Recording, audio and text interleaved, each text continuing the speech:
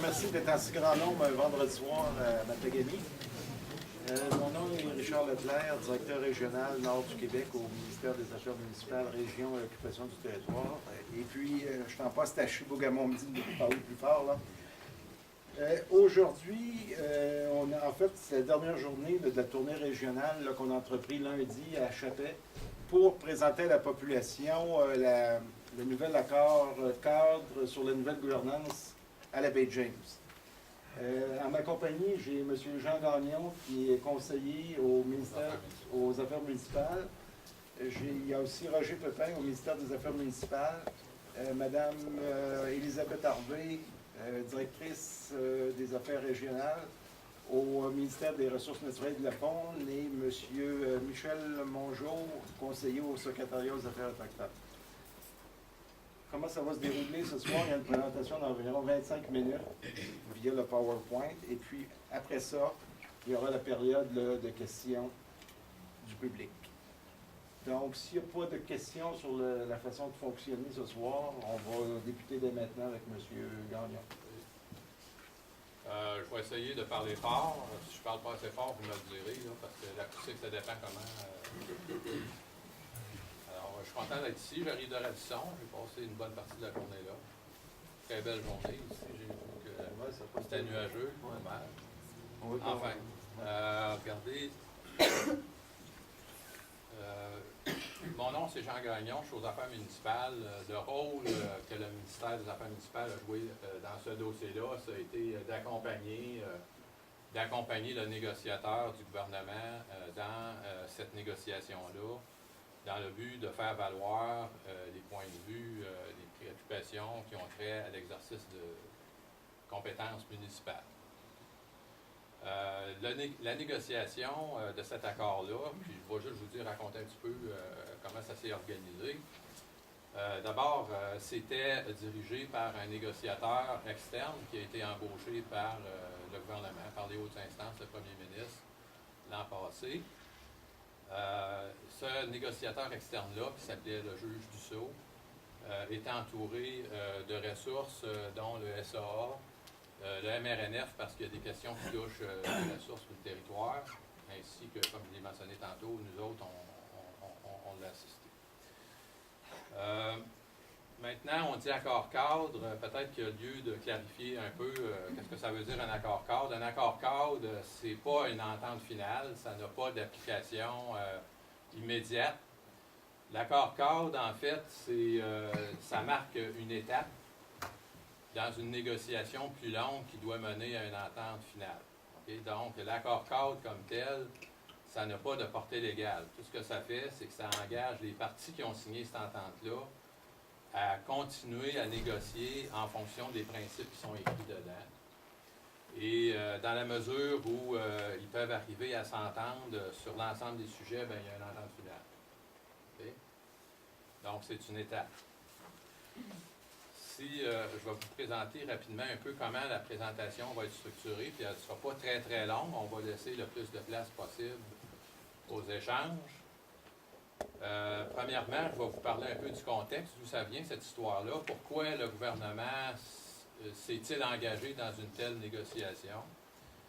Ensuite de ça, je vais vous faire part de quelques objectifs et principes qui étaient visés par cette négociation-là, pour ensuite aborder plus les questions de territoire. Donc, les territoires qui sont touchés par cet accord-là, les terres 1B, les terres 2, les terres 3, s'il y en a parmi vous qui ne sont pas très familiers avec ces termes-là, on pourra les expliquer en cours de route. Et enfin, on va parler d'autres dispositions plus générales. On va finir avec quelques informations sur les négociations en vue de l'entente finale.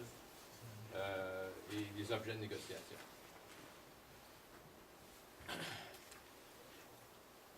Alors, le contexte, en fait, si on résume ça, parce que c'est une longue histoire, cette affaire-là, ça remonte à assez loin. Avant 2002, la municipalité de la baie James, c'était gérée par des gens qui étaient du milieu parapublic. Donc, paragouvernemental, c'était en fait, le conseil d'administration de la Société de développement de la baie James qui agissait comme conseil municipal pour la MBJ. En 2002, le gouvernement et le ministère des Affaires municipales avaient modifié la loi sur l'organisation municipale de la région de la baie James pour faire en sorte, entre autres, que la composition du conseil de la MBJ soit désormais composée de gens issus des municipalités du territoire. Okay? Donc, Chibougamau, Chapais, Matagami, Lebel, ainsi que des représentants des localités, dont Radisson et celle du Sud, là, Beaucanton, Villebois. Et ça, quand ça s'est produit, les CRI ont immédiatement commencé à faire des pressions sur le gouvernement pour dire que, notamment, même si la Convention de la baie James prévoyait que les droits ancestraux avaient été cédés, ils étaient quand même des citoyens du territoire, puis normalement, il aurait dû avoir prévu une participation des CRI à la gouvernance de la baie James, donc la MBJ, tout ça, puis ça brisait le lien de nation à nation entre le gouvernement et les CRI, et enfin d'autres arguments de la sorte. Donc ça, là, ça a comme parti le feu en dessous de la marmite, là, puis ça a mijoté bien des années, puis ça a causé des tensions avec le gouvernement. Si bien que en 2008, ou autour de, le gouvernement a mandaté un juge pour examiner cette question-là, faire enquête sur ça et faire des recommandations. Il a fait ses travaux, ça a duré quelques temps, quelques mois, et ça a débouché sur des recommandations à l'effet que le gouvernement devait réexaminer la façon de gouverner le territoire de manière à associer les CRI, donc à prévoir une participation des CRI à la gouvernance du territoire. Et peu après, le premier ministre, Jean Charest, a fait une première annonce en rapport avec le plan Nord. Il n'y a pas eu de plan détaillé de plan Nord, sauf qu'en 2008, il a commencé à parler du plan Nord. On va faire une démarche de planification pour le Nord, pour développer le Nord et tout ça. Et cette première annonce-là a suscité des attentes, évidemment, ça a soulevé des attentes partout, sur la côte nord, dans le bout de Shefferville, au Nunavik, ici en Gamésie, et les CRI. Et les CRI ont saisi l'opportunité pour rappeler à Jean Charest qu'il y avait des difficultés avec le mode de gouvernance sur le territoire, et ça depuis longtemps, qu'il y avait eu le rapport de juge Paul, et donc là, qu'il était temps, dans le cadre du plan Nord, de prévoir une participation des CRI. Le premier ministre a accueilli, disons, favorablement cette démarche-là, et en février 2010, il y a eu des échanges de lettres entre le chef Kounkam et le premier ministre, qui engageait les deux parties à enclencher une négociation. Et cette négociation-là n'allait pas se faire en une seule étape.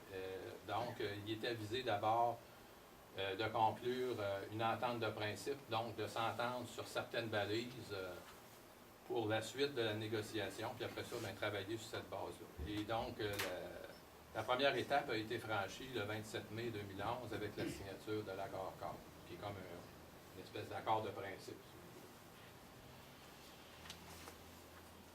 Alors, les objectifs, rapidement, en gros, comme vous en doutez, à la lumière du contexte, c'était de moderniser le régime de gouvernance, faire une place au CRI dans la gouvernance publique du territoire, maintenir l'application des lois du Québec sur le territoire, ça c'est un principe très important. Il reste que si une place doit être accordée au CRI dans la gouvernance, ça va se faire en fonction des lois du Québec. Il ne s'agit pas d'une gouvernance CRI du territoire, c'est une gouvernance publique du territoire avec une participation des CRI.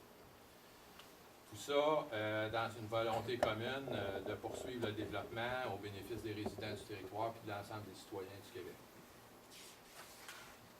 Le territoire qui est touché par l'accord cadre, il y a 3 catégories de terres là-dedans.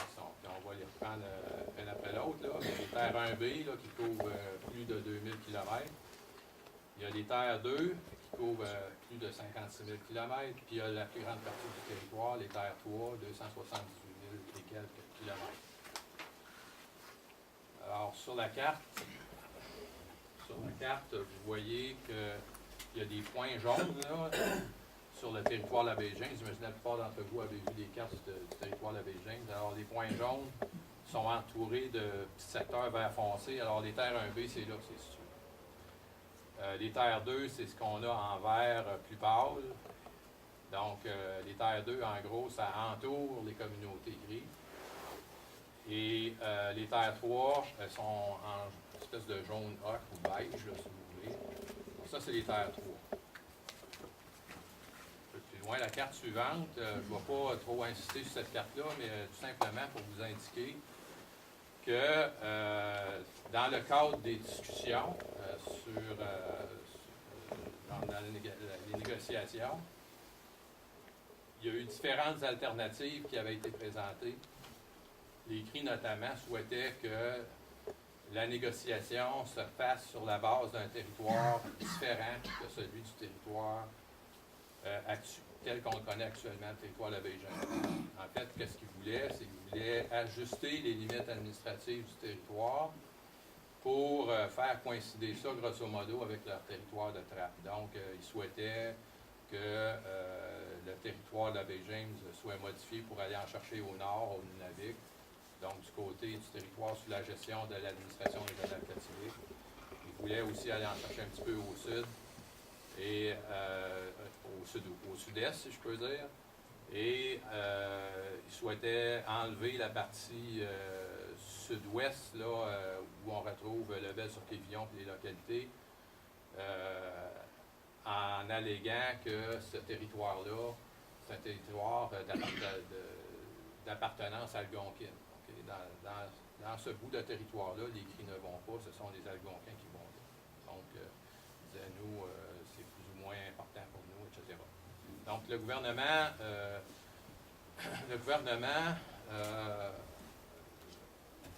a argumenté que les limites administratives devaient demeurer telles quelles. Donc, ces modifications de limites-là ne se retrouvent pas dans l'accord cadre. C'est pas impossible qu'un jour il y ait une discussion là-dessus. La porte n'avait pas été complètement fermée par le négociateur, mais dans le fond, les perspectives vraiment d'ouverture de limites comme ça, je pense, sont faibles, pour être bien réaliste. Du côté nord, par exemple, du côté du Nunavik, c'est un territoire qui est sous la gestion de l'administration régionale Kativik, et on ne voit pas pourquoi l'administration régionale Kativik accepterait une telle modification de limite du territoire. Bon. Les terres 1B, je vais vous en parler un peu, mais ça n'a vraiment pas d'impact pour vous, pour la Jamésie, parce que les terres de catégorie 1B, ce sont des terres de propriété écrite. Okay? Dans le cadre de la Convention de la baie James qui avait été signée au milieu des années 70, il y a un régime de terres qui avait été mis en place, les terres 1, 2, 3. Et les terres 1, c'est des terres qui étaient des terres pour l'établissement des communautés écrites. Okay? Donc, il y a des 1A et des 1B. Pourquoi des 1A et des 1B? C'est parce que les 1A, c'est des terres de juridiction fédérale comme les réserves indiennes traditionnelles. Je peux caricaturer ça de même. Ce n'est pas exactement ça la situation, mais c'est des terres de juridiction fédérale. Puis les terres 1B sont des terres de juridiction Québec. Okay? Les lois du Québec s'appliquent là-dessus. Et pour gérer ces terres-là, il y avait des organismes qui avaient été créés dans le temps, mais c'est un peu des organismes virtuels, je peux dire comme ça. Ils ont juste une existence juridique. Il ne se fait rien à toute fin pratique en termes de gestion municipale sur les terres 1B. Sauf que les CRI nous ont expliqué qu'à certains endroits, les communautés prennent de l'expansion. Les terres 1A, c'est pas nécessairement très grand, puis tout dépendant où la communauté est située sur les 1A, ils peuvent être bien proches de la limite des 1A.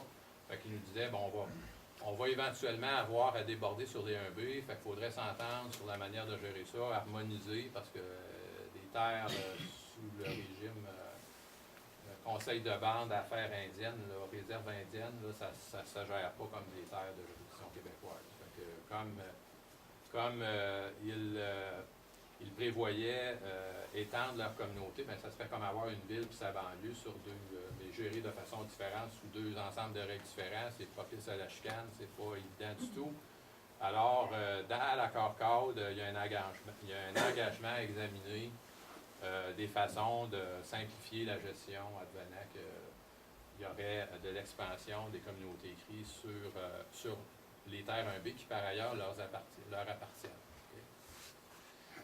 Les terres 2. Bon, les terres 2, ça, c'est sûr que ce qui est prévu à l'accord cadre, ça constitue un changement par rapport au régime actuel, dans le sens suivant. C'est des terres publiques. Mais il ne faut pas oublier que ces terres publiques-là, dans la Convention de la baie James, ça fait l'objet de droits exclusifs de chasse, pêche, pirage. Parce que dans la Convention de la baie James, il y a comme un échange qui s'est fait, dans le sens suivant, c'est que le territoire, les cris à l'époque, avant la Convention, avaient des prétentions sur l'ensemble du territoire, et il fallait trouver une manière d'accommoder leur mode de vie traditionnel, tout en se gardant une partie qui pourrait être développée de façon prioritaire. Donc, les terres 3, on va y venir tantôt, eux autres, ils n'ont pas ces contraintes-là de droit exclusif, chasse, pêche, pirage. C'est sur les deux qu'on les a. Les deux, ben, c'est moins grand que les 3, mais c'est quand même assez substantiel. Il est possible de faire du développement minier ou autre forme de développement de ressources, ou développement industriel sur les terres 2, mais c'est assujetti à la contrainte suivante. C'est que si, par exemple, vous avez un développement minier qui s'est établi sur des terres de catégorie 2, bien, la parcelle de terrain qui est affectée par ce développement-là, elle doit faire l'objet d'une compensation soit monétaire ou encore un remplacement par une superficie équivalente ailleurs. Okay? Donc ça, cette chose-là, ça a eu pour effet, puis c'était ça l'idée aussi pour les CRI, c'était un peu de protéger leur mode de vie traditionnel, ces territoires-là, donc faire en sorte que le développement se fasse de façon moins agressive. Mais en même temps, voilà, il y a peu de développement qui s'est fait sur les terres de catégorie 2. Finalement, pas grand-chose. Après avoir fait quelques vérifications, il n'y a vraiment pas grand-chose. À l'égard des terres de catégorie 2, ce qui est prévu, c'est que, puis il faut dire avant ça, que les CRI, dans le cadre de la négociation, ils ont demandé au gouvernement la propriété des terres de catégorie 2. Et c'est du territoire public, et c'est du territoire quand même d'une superficie très substantielle. Fait que le gouvernement a répondu qu'il n'y en était pas question, que c'est du territoire public et il n'y avait pas lieu de donner ça. Ça appartient à l'ensemble des Québécois. Toutefois, le compromis qui a été fait, c'est que il y a des fonctions de gestion qui pouvaient être déléguées au CRI là-dessus, mais selon les lois et les règlements du Québec. Okay? Donc, ce n'est pas une délégation qui est laissée sans encadrement. Ce n'est pas les CRI qui vont gérer ça comme ils veulent. Ça va être géré en fonction des lois qui s'appliquent. Donc, ils vont jouer un rôle dans la gestion. Sur le plan municipal, il va y avoir des compétences. Quoique il n'y a pas de communauté installée là-dessus, c'est quand même, somme toute, assez limité en termes d'exercice de compétences municipales. Qu'est-ce qui peut être fait sur les deux? C'est du bois. Il n'y a pas de ville, il n'y a pas de développement urbain. Donc, c'est somme toute assez limité. Par ailleurs, il va y avoir sur le plan des ressources et du territoire de la délégation de gestion. Ça, c'est peut-être plus important, mais en même temps, comme ils sont sur bien des parties du territoire de Terre 2, à peu près les seuls à aller, ben, ça a comme un impact quand même plutôt limité. C'est inscrit dans la présentation l'abolition du CRZ. C'est quoi ça, le CRZ? C'est une structure qui avait été prévue par la Convention de la baie James, mais qui n'avait jamais vraiment fonctionné, qui devait impliquer soit des gens du gouvernement, dans le temps que le gouvernement était à la tête de la MBJ, ou soit des Jamésiens. Et ça a connu toutes sortes de problèmes de fonctionnement.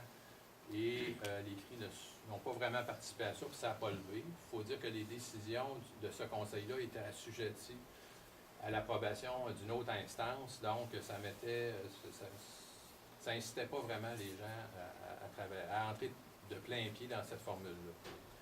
Donc, pour les Terre 2, qu'est-ce qui est prévu? C'est que les CRI, à ce moment-là, l'administration CRI gérerait au nom d'organismes municipaux et autres, mais c'est un territoire sur lequel ils peuvent pratiquer des activités de façon exclusive. Donc, en même temps, ça n'empêche pas les gens d'aller là. C'est pas une réserve, c'est pas une réserve interne, là, les Terres 2. Les gens peuvent y aller. Ça va être géré de façon transparente et non discriminatoire. Ça, c'est inscrit dans l'accord cadre, là, puis ça va être assujetti à des contrôles par le gouvernement. C'est l'application des lois du Québec en fin de pratique. Alors, les CRI, dans la même veine, là, ils vont exercer les compétences des commissions régionales de ressources naturelles et de territoire. Ils vont faire des plans régionaux sur ces terres-là. Puis j'ai mentionné tout à l'heure la gestion foncière et forestière. À l'égard de ces terres-là aussi, les actifs que la SDBJ aurait pu avoir sur ces terres-là, ça aurait été transféré à la gestion CRI. Vous allez voir que la même chose va arriver pour la gestion du gouvernement régional. Mais après vérification, sur les deux, il n'y a rien. Là. On pensait qu'il n'y avait rien, puis les CRI, dans le cadre d'un négo, ça l'était fait dire, sauf qu'il fallait le vérifier parce qu'il y avait quand même... ils ne croyaient pas sur parole. Là.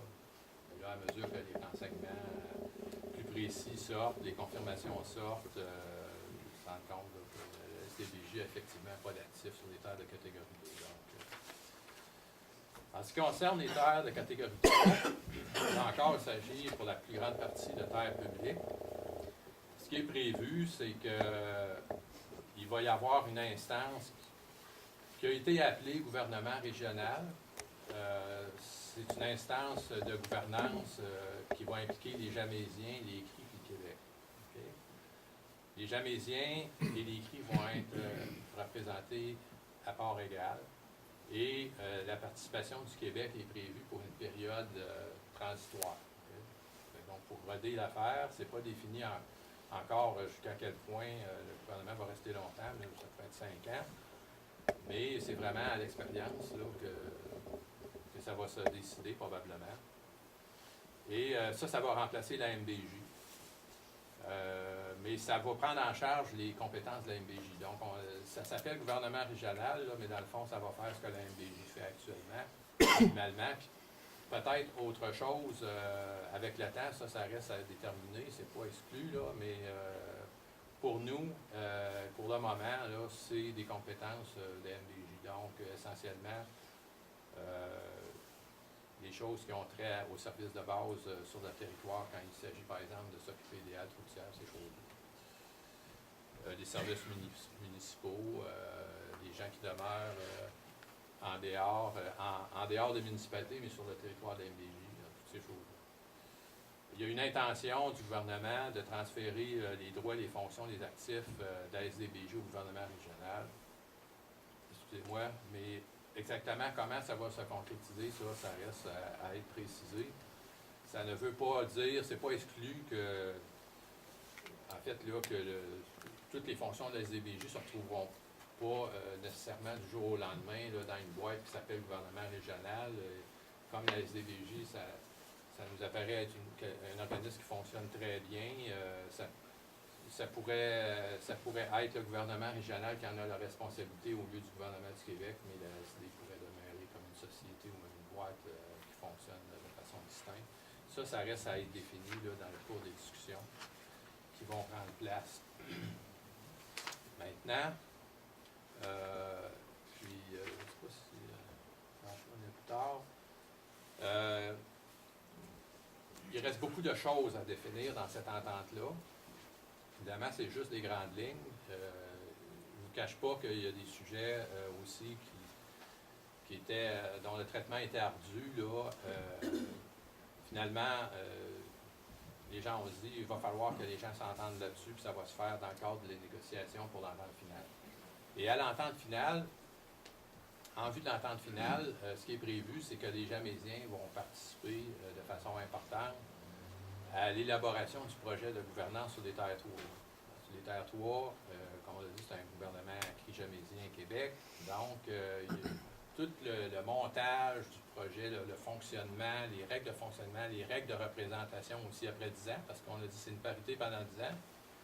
Et on n'a pas voulu aller plus loin que ça. C'est aux gens vraiment à définir comment ils souhaitent organiser la représentation. Donc ça, c'est des discussions qui vont prendre part dans le cadre de ce qu'on appelle une table sectorielle. C'est une table sectorielle, c'est une table qui va se pencher plus particulièrement sur la gouvernance des territoires. Et il va y avoir des Jamésiens, des CRI et le gouvernement du Québec. La représentation des Jamésiens, comment elle va se faire, ce sont les Jamésiens eux-mêmes qui vont le définir. Il y a des discussions depuis quelque temps parmi les instances, donc les gens de la MBJ, les municipalités. Et le gouvernement du Québec va fournir une aide, un soutien professionnel. Et ça ne sera pas quelqu'un de la fonction publique, c'est en fait une ressource professionnelle qui va être embauchée par le gouvernement du Québec, mais dont le client va être les Jamésiens. Vous savez, donc nous, on va payer pour, puis ça va être pour les besoins et les bénéfices des Jamésiens. Les Jamésiens vont pouvoir travailler avec cette personne-là, et cette personne-là va aussi être l'adjoint du négociateur principal du gouvernement du Québec.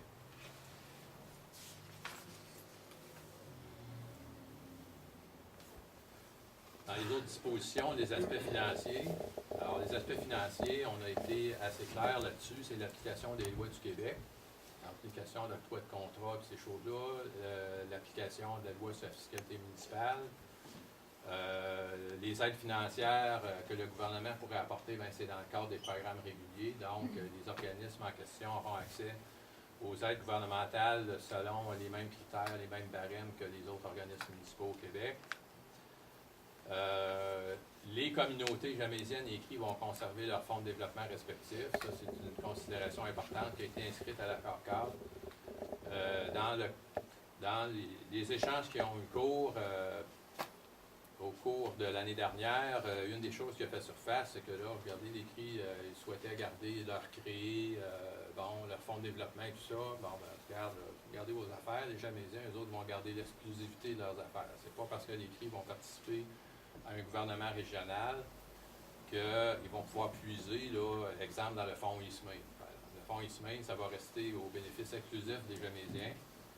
Et donc, si ce n'est pas géré, comme la MBJ va être remplacée par un autre organisme, il va falloir qu'il y ait quelque chose pour gérer ça au bénéfice des Jamésiens. Et ça pourrait être la CRI-BJ. Autre chose, là, l'accord cadre ne dispose pas de l'avenir de la CRI-BJ.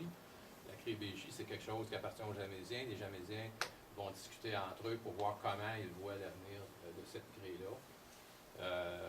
Il y a toutes sortes d'hypothèses possibles. Moi, j'en ai entendu de la part de différents représentants municipaux. Donc, ça va être à eux de déterminer ça. Et si la CRI demeure, ça pourrait être la CRI qui gère le fonds Eastmain, par exemple. Voyez-vous? Autre considération, il y a la protection des emplois. Alors, ça, c'était comme une considération de base. Là, le négociateur du gouvernement était conscient que juste l'idée de proposer une révision de la gouvernance, ça pouvait créer de l'insécurité chez les employés des organismes touchés. Alors, il y a une clause qui a été inclue là-dedans, que les gens qui sont en poste vont conserver leur emploi et leurs conditions de travail. Pour le reste, évidemment, après, c'est des choses qui vont devoir être discutées parmi les Jamésiens et les autres participants au gouvernement régional. La négociation en vue d'une entente finale, l'échéancier officiel, c'est mai 2012. C'est très court. Il y a beaucoup de choses à négocier là-dedans. Il y a des sujets qui ne seront pas faciles. Il va falloir que les Jamésiens et les CRI discutent, juste de discuter fonctionnement d'un gouvernement régional, déjà, là, ça va être une grosse commande. Là. Et il y a d'autres questions, des questions financières, des questions juridiques, tout ça. Il y a pas mal de stock, comme on dit. Là. C'est pas évident qu'on va arriver, quand je dis on, le on exclut la personne qui parle. Moi, je suis aux affaires municipales, le négociateur, c'est lui qui met la barque là-dedans. Alors, c'est pas sûr qu'on arrive à un an, mais il devra y avoir les meilleurs efforts faits possibles en vue de ça. La structure de la négociation, elle est comme suit. J'en ai glissé un petit mot tantôt sur la table sectorielle, là, mais dans l'ensemble, comment ça marche, c'est qu'il y a une table principale avec du côté du gouvernement du Québec un négociateur principal qui est nommé par le premier ministre. Et il s'appelle Dan Gagné. C'est un monsieur qui a déjà été chef de cabinet d'un premier ministre. Il a été administrateur, vice-président principal d'une très grande compagnie. Donc, il y a une grande expérience de l'administration puis de la gestion de dossiers complexes. Il va être assisté là-dedans par des sous-ministres. Et il va être alimenté principalement, je dirais, par la table sectorielle gouvernance Terre 3. Les plus gros enjeux, je dirais, de cette négociation-là se situent peut-être à ce niveau-là. Et donc, ces aspects-là, délicats, de l'organisation, de la gouvernance et tout ça, ça va être discuté à la table sectorielle. Les Jamésiens vont être là avec leurs ressources professionnelles qui, en plus, va être l'adjoint de M. Gagné. Comprenez-vous? C'est comme ça que ça va fonctionner. Il y a une table sectorielle forêt qui est prévue, avec laquelle je ne suis pas très familier. Moi, je suis des affaires municipales. Je connais les affaires municipales. Les affaires forêt, je ne connais pas beaucoup ça, mais il y a des gens du MRN qui sont ici. Il y a un comité finance, ça, c'est pas un comité de négociation, c'est un comité qui a pour fonction de ramasser des informations qui vont permettre de voir comment ces affaires-là vont pouvoir vivre sur le plan financier, faire des scénarios, des pro-formats, comme on appelle dans le jargon.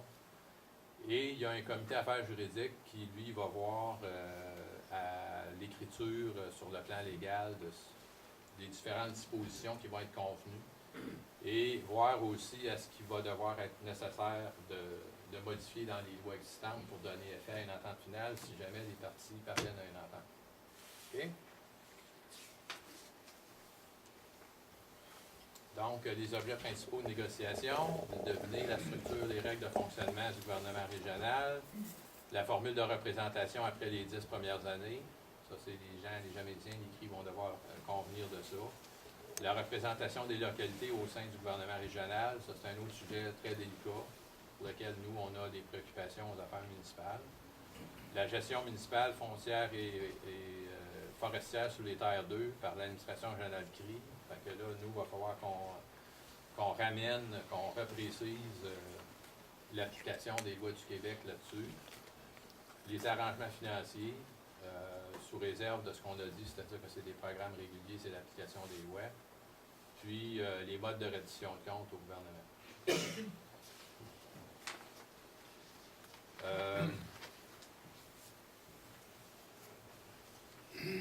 C'est ça. Donc, l'accord cadre, ça a une portée pour la négociation d'entente finale, mais ça n'a pas de portée légale comme telle. Donc, au-delà de la période d'un an, si les parties conviennent qu'ils ne peuvent pas s'entendre, ben c'est la fin de l'accord cadre. Mais en même temps, l'accord cadre, ça constitue un engagement à négocier de bonne foi. Donc, les gens vont travailler, faire les meilleurs efforts possibles pour arriver là, à une entente finale qui va faire l'affaire de tout le monde. Sur la dernière diapo, il y a la localisation du lien Internet pour retrouver le texte de l'accord cadre. Alors, c'est www.autochtone.gouv.qc.ca. Ça, c'est le site du secrétariat aux affaires autochtones.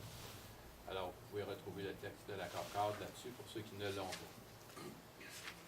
Et peut-être avant de passer à la période de questions, j'ai oublié de présenter tout à l'heure François Dupuis, qui est le directeur des affaires autochtones au ministère des Ressources naturelles et des Fonds. Je m'en excuse, mais je l'ai oublié.